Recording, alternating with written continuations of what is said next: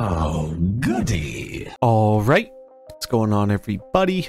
Zombies here again, and today we're back with another Marvel Snap video.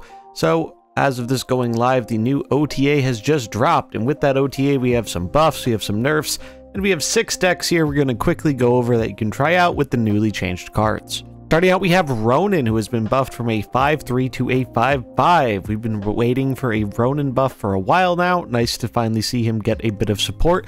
And he is not the only card in this deck that is being changed. Maximus is receiving a bit of a change as well, buffing up the Ronin support of increasing the opponent's hand size, going from a 3-7 to a 2-6. I think this is going to be fairly impactful. It's a pretty high stat for a pretty low cost, and it helps fuel our Ronin, who is naturally going to be a bit bigger than he was before.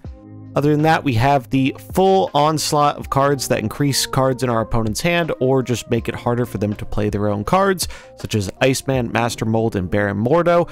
We're using Storm here to hopefully close down one lane early on, and it's easier than ever to make sure we actually win that lane, being able to play Maximus before Storm and help pump up power there later with Miss Marvel or Doctor Doom. So for all the Ronin fans out there, if you've been waiting to play him, I think now might finally be his time to shine. Then we have everyone's least favorite griefing green god, Loki. So Loki did take a bit of a hit here with the werewolf nerf. Werewolf went from a 3-3 to a 4-4, and that does pretty significantly slow down what the wolf is able to accomplish, getting it down one turn later. However, you can just kind of ignore that nerf entirely if you're playing a Zabu deck and can get it out earlier. This is one of the decks that concerns me the most post-OTA, as I think we're going to see a lot of decks move away from Werewolf. Werewolf was actually kind of good against Loki because Loki copying it wasn't that great. So if we see decks start to go back to that larger stats, mid-rangey pile type of decks, Loki is poised to benefit really well, and if you still want to play Werewolf, you can still get away with playing him for 3, which we know is pretty busted just by putting Zabu in your Loki deck. Other than that, not a whole lot has changed here. I think the shell generally is still very effective, and unfortunately I think it's going to be really good against all the people trying Ronin. So if you really hate Ronin or you just want to capitalize on other people playing that deck, you can probably still keep playing Loki Wolf without too much issue. Then we have Martyr. Martyr is going from a 1-4 to a 1-5. Friendship with Cerebro 4 is over. Cerebro 5 is my new best friend.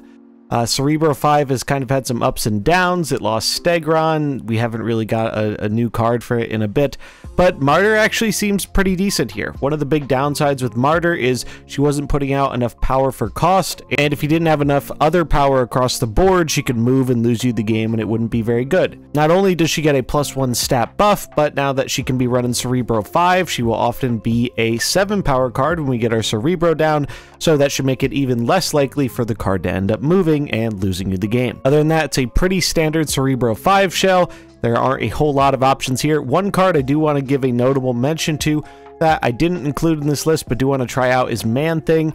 I think you can make a pretty reasonable argument for including him over Wave here. Wave can be kind of alright in terms of cheating out Doctor Doom early or playing her on turn 5 so we can play Doctor Doom alongside a 2-drop. But in general, Cerebro 5 is not really trying to ramp anything out, and we also have the downside of it letting our opponent cheat something out earlier, which isn't really great. So if you have Man-Thing, I think he is one that could be worth giving a try, as you have natural synergy with Luke Cage to turn off the negative effect for your cards as long as you play them in the same lane.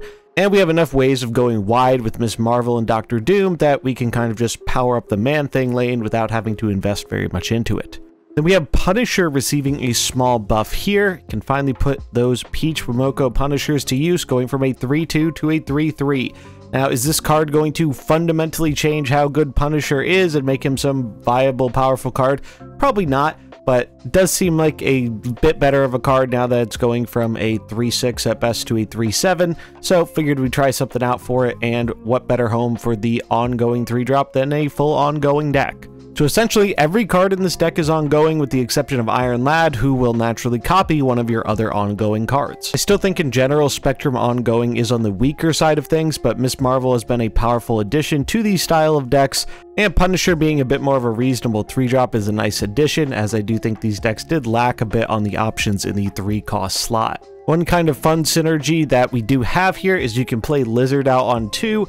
Your opponent will want to fill the Lizard lane to get its power reduced, and then you can slam down Punisher to kind of offset that negation, and you can even add Luke Cage there to get rid of the Lizard debuff entirely while still getting all the benefits of Punisher. Up next we have Gladiator Surfer, so Gladiator being buffed to a 3/8, kind of the new Maximus, as Maximus is now no longer a 3-drop for Surfer.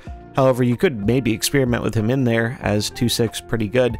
But 3/8 is a really powerful stat line. It's not only an additional power on board, but it also opens up more things for Gladiator to be able to kill with his on reveal, which is always a nice thing, and is the most base power we currently have available for a 3-drop in the whole game. Sarah Surfer has definitely had kind of a mixed bag of results. However, I think it might have a bit more of a chance in the wake of all these nerfs and other changes coming to the game today, especially if decks like Thanos Blob remain popular, as Goose and Storm provide us with ways to lock down 2 lanes so our opponents can't really easily get out their big threats going into the late game. Killmonger is also really strong anti-Thanos tech that doubles up well against other things like High Evo, and other than that we just have the array of standard Silver Surfer cards like Brood, Jug, Polaris, Spider-Man, just generally good stats and good effects for the cost, and Forge to buff up our Brood or other cards.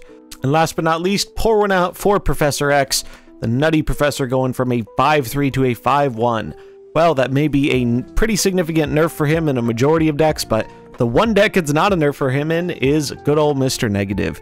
So not only did Negative get a potentially new addition in Havoc recently, but now X being a 1/5 is potentially really strong to get after you get your negative flip, and he's joined by his other recently nerfed card Alioth, who also has benefited from going down in power. This deck's pretty straightforward. We do negative things. We have Zabu and Ravonna to reduce a ton of the cards in our deck, including Professor X, even pre-flip, which is nice. Havoc is a very powerful addition to Mr. Negative. Not only does he get the Ravonna Renslayer reduction, but on top of that, Negative often isn't using all of their energy, so you can get this card down earlier and have it snowball out of control. And then we just have a good suite of cards that are very beneficial from the negative flip, getting down to 0 cost with Ironheart, Mystique, Darkhawk, and Iron Man, and a on-reveal package consisting of Wong, White Tiger, and Ironheart as an alternative way to help close out the game. You can also modify this list a bit if you're not having as much success with Alioth in favor of something like Jane Foster to draw all your zeros after you get that negative activation.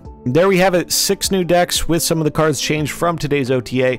Let me know what you guys think about the decks and the OTA in the comments below. Links to the deck will be in the description. That's going to wrap it up for this video. If you enjoyed it, remember to like and subscribe, and I'll catch you in the next one. Peace.